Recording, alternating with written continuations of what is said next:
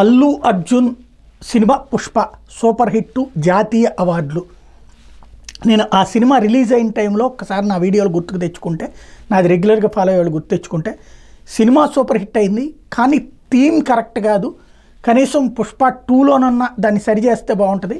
గతంలో ఒక వెధవ పనులు చేసినటువంటి హీరో ఆ తర్వాతన మారి బాగుపట్టం అన్నది చూపెట్టేవాళ్ళు. ఇందులో మంచి వాళ్ళు విలన్లు అవుతున్నారు.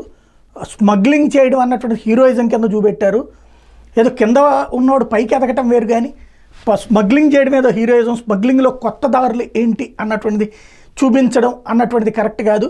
ఏమన్నా ఎండింగ్లోనన్నా అతను ఏ పోలీస్ ఆఫీసర్ గానో లేకపోతే ఏ మంచిని సమాజానికి మంచిని చెప్పేవాడు అయితే బాగుంటుంది. కానీ ఇదైతే కనుక సమాజాన్ని దెబ్బతీసేటటువంటిది. ఎందుకంటే హీరోలని బేస్ చేసుకుని పిల్లలు పాడయ్యేటటువంటి వ్యవహారాలు ఉంటున్నాయి. మాఫియా లీడర్లుగా అమ్మాయిలు వేధించే వాళ్ళ కిందన, మందు కొట్టే వాళ్ళ కిందన, సిగరెట్లు తాగే వాళ్ళ కిందన హీరోలు చూపెడతానే మన పిల్లలు కూడా అట్లా చెడతన్నారు. ఇవాళ యువతరం కూడా అది క్యాజువల్గా తీసుకుంటుందని నేను అప్పుడు ప్రస్తావించాను. ఇప్పుడు అదే మాట పవన్ కళ్యాణ్ నోట వచ్చింది.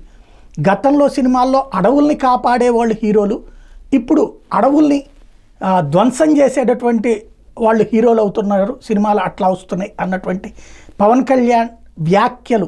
ఆయన సినీ నటుడే, అదే సందర్భంలో ఇదే కుటుంబానికి సంబంధించినటువంటి వాడే, తను చేసిన వ్యాఖ్య అన్నటువంటిది సంచలనం. అల్లు అర్జున్ పుష్పకి సంబంధించిన అన్నది పెద్ద ఎత్తున వైరల్ అవుతుంది.